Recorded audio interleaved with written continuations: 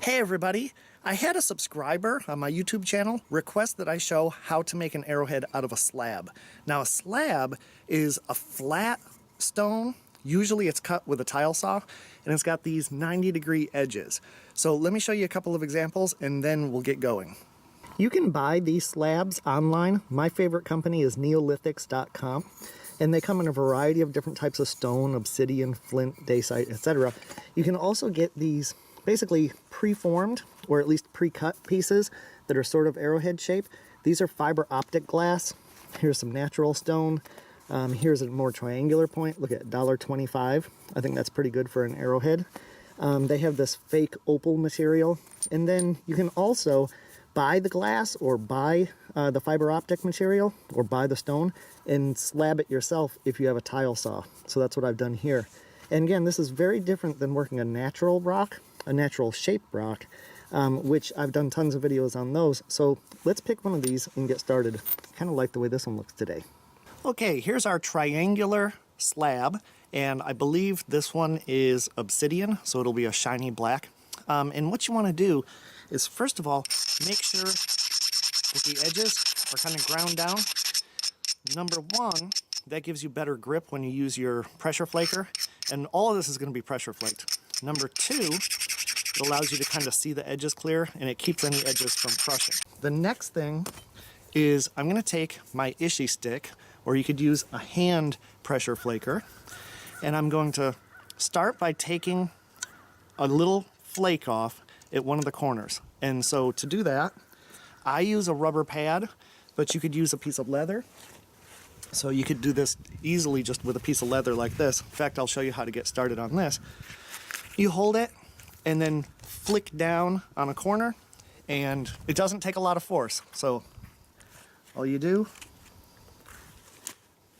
is you take one little flake off. Okay, now you've got an angle. And now what I'm going to do is put my pressure flaker like this at about the halfway point and flake downwards and take off that next little corner.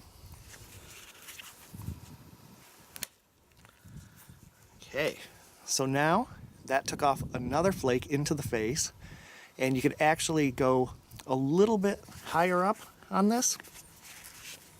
So here, I'll hold it up. I'm not even doing correct form here, but just so that you can see it, I'll hold it up. So let's go a little bit higher even. Okay, so now I've got my first flake, my second, technically third flake. Now I flip it over and I'm going to start flicking it down that way.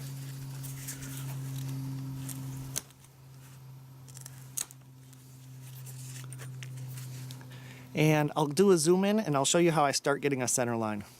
What I'm after now is to start doing alternating flakes, top, bottom, top, bottom, top, bottom, and try to keep a rough center line. So what I'm going to start with, I'm actually going to knock this back corner off this way some more, just so I can get some more room to do my other flakes.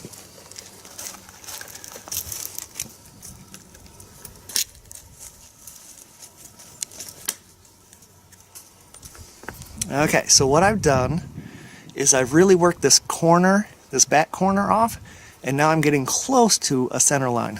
You see the center line right here? It's like a little triangle pointing down. So now, let's look at this. I'm going to flick from here, roughly at the center line, down, and remove this flake.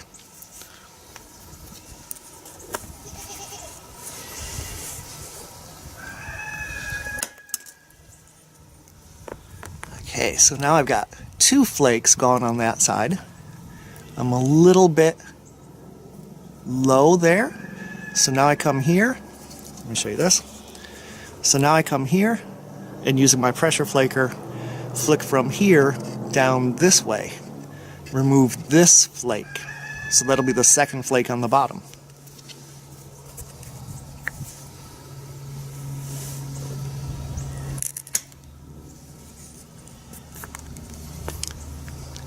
Okay, so you see I still have that triangular point roughly at the center line of the thickness, but I've got two flakes taken off this side, 2 flakes taken off this side. So I'm just going to keep zigging and zagging all the way down this piece. I'll do it faster the way that I would really do it, and you can kind of get a feel for it.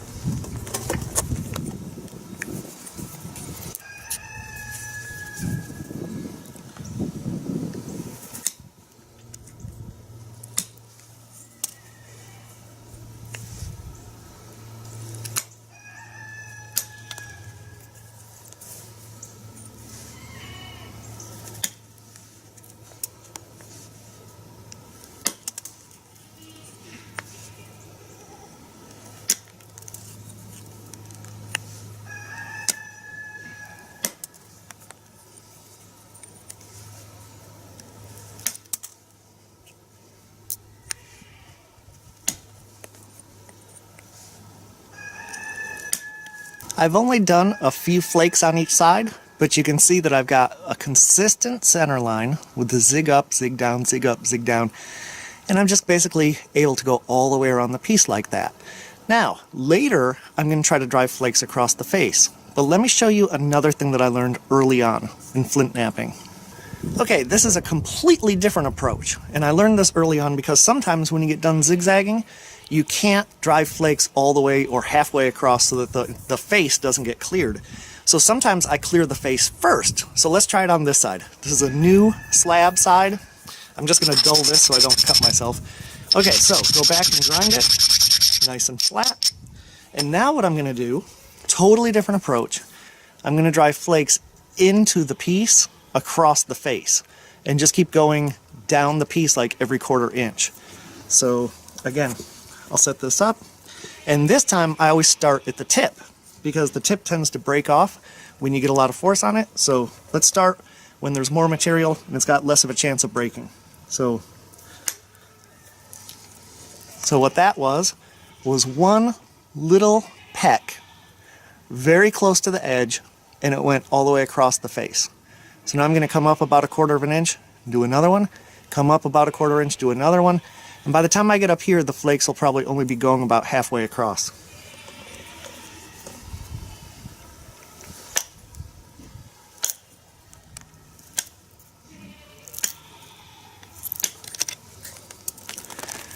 So that's more what people think of when they think of pressure flaking. It's taking the whole face off.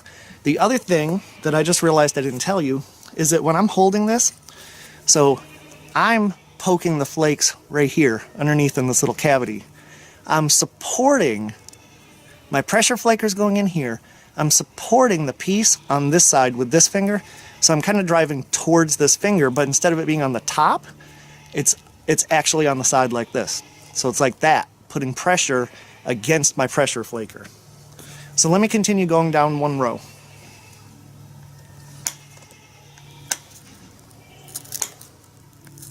And then every once in a while you need to get rid of your chips. Here's our progress so far. That's very patterned pressure flaking.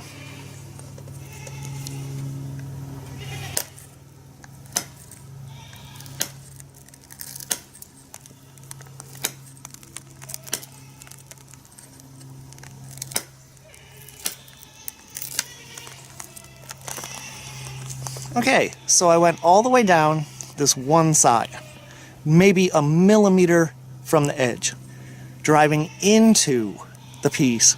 And you see that my flake scars are roughly going all the way across in half. So now if you came from the other side with a new flat face, you'd be able to pressure flake all the way and then basically clear the face before you do your zigzag. So why don't I do that? Why don't I finish clearing the face the best I can with the flat surfaces that remain, and then I'll get back to you in just a moment.